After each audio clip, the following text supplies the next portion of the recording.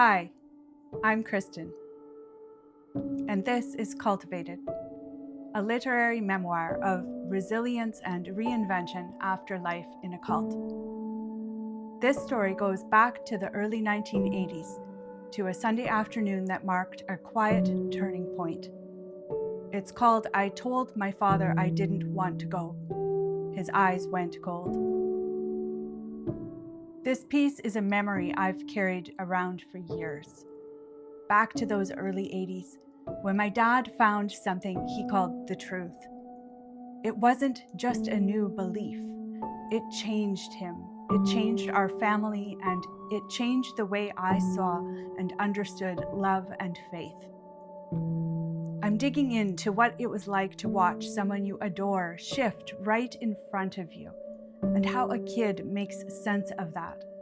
It's messy, it's real, and it's about holding space for both the hurt and the good stuff. I hope you'll sit with me in this one. I said no. Her voice is tight, her lips pressing together as she pours batter onto the waffle iron. Dad wheedles, impish and insistent, trying to convince Mum to come with us to Sunday night gospel meeting. Some special worker is visiting from Australia, maybe Japan. I'm paying attention because while her posture makes it clear she's not changing her mind, I desperately want her to. I hate going to meetings. At first, it was just Sunday nights. Terrible, but tolerable. Lately, though, Dad's been taking us every Sunday morning and Wednesday night, too. He calls it the truth.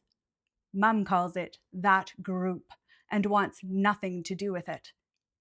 It's this tight-knit bunch Dad found, one that sees everyone else as outsiders, and it's pulling him somewhere I don't understand. Mum still goes to Grace Lutheran, the church that used to be mine, too. Meetings are nothing like church. They suck the air out of my lungs. And now there's another meeting tonight, barely hours after this morning's. He started pushing before lunch was even on the table. A bad sign. I don't want to go. And if she's not going, why should I? I don't want to go tonight. Where this bravery has come from, I'm not sure. Maybe I'm hungry. Maybe it's the certainty of my mother's refusal. Whatever it is, the words are out.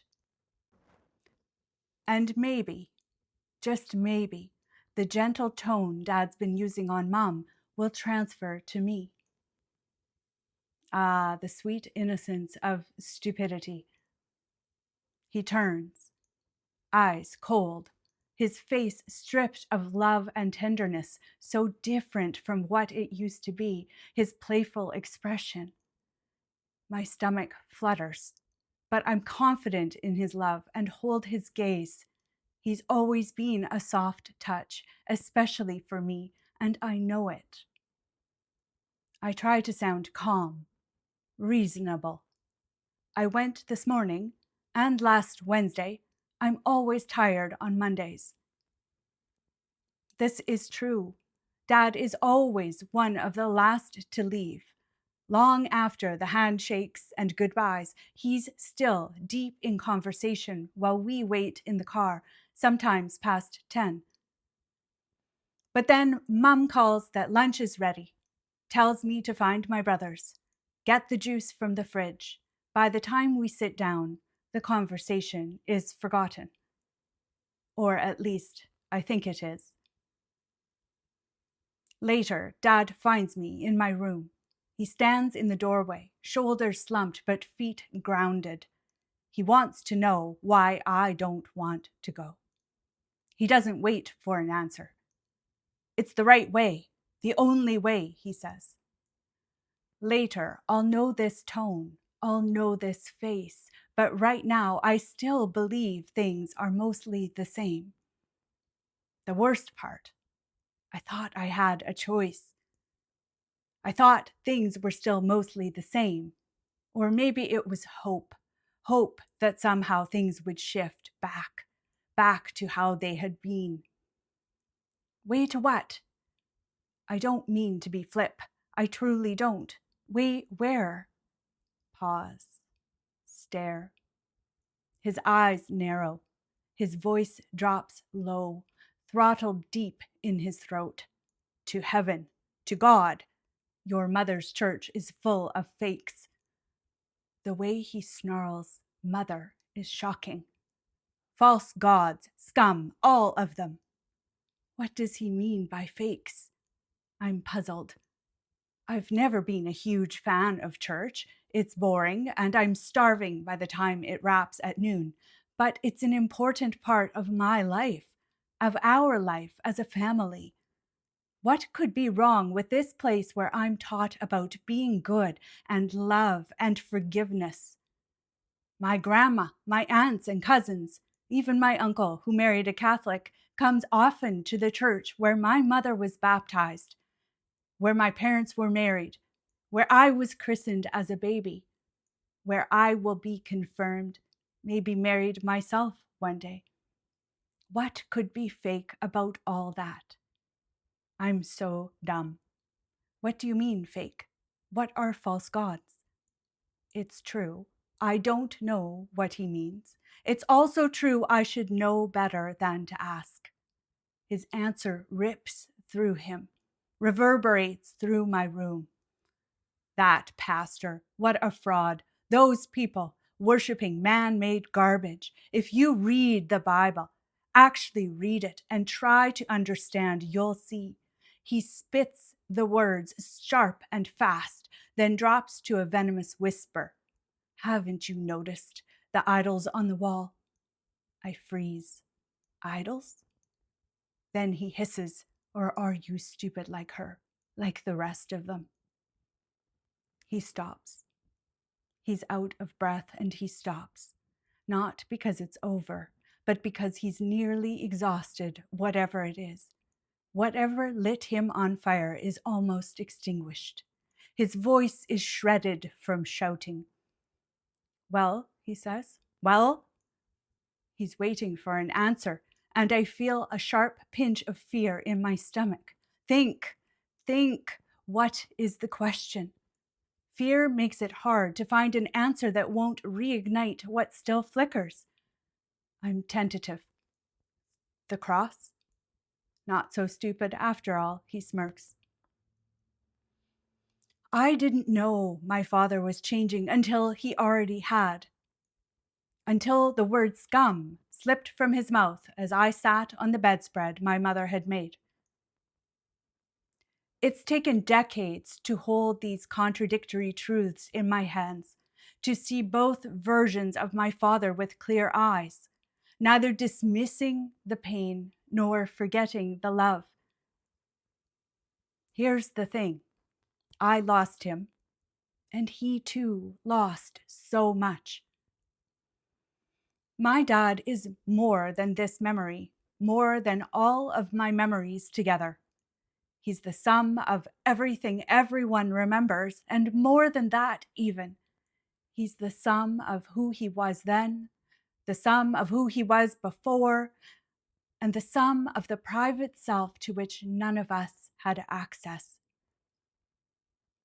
He's the man who chose this path for his family, not to hurt them, but to save them. He's the father who laughed often, long before all of this. The man who begged for coffee after night shifts. The man who cut big bricks of snow and piled them into an igloo, then steamed the walls into shiny, hard shells. Who pricked his finger, let the blood bead onto a microscope slide, then showed me how to focus the eyepiece. Who pointed out the dippers through a telescope on summer nights, lying next to me on the sweet summer grass.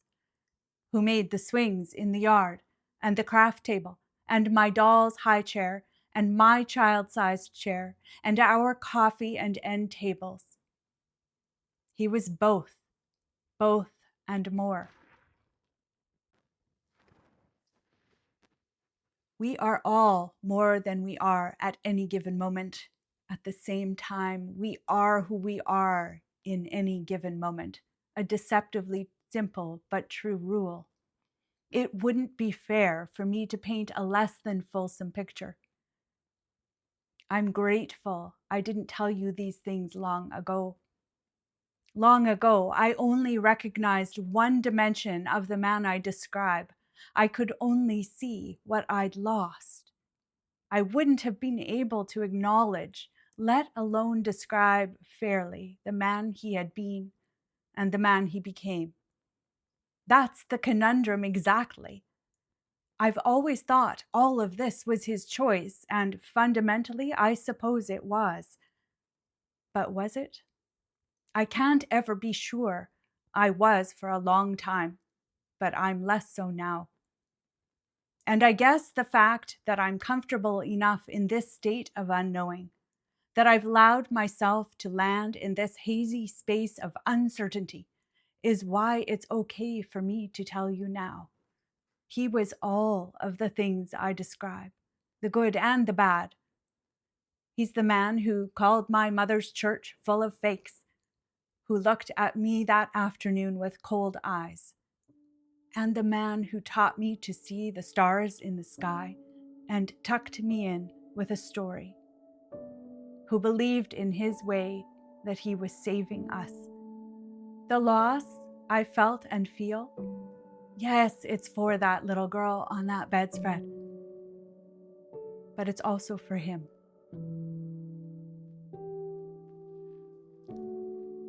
Thank you for sitting with me in that memory. If it stirred something in you, a moment you remember, or one you're still untangling, I'd love to hear it. You can find more here at the Cultivated channel or at kristenhmcleod.substack.com. This is Cultivated. And until next time, thank you for listening. Be gentle with yourself.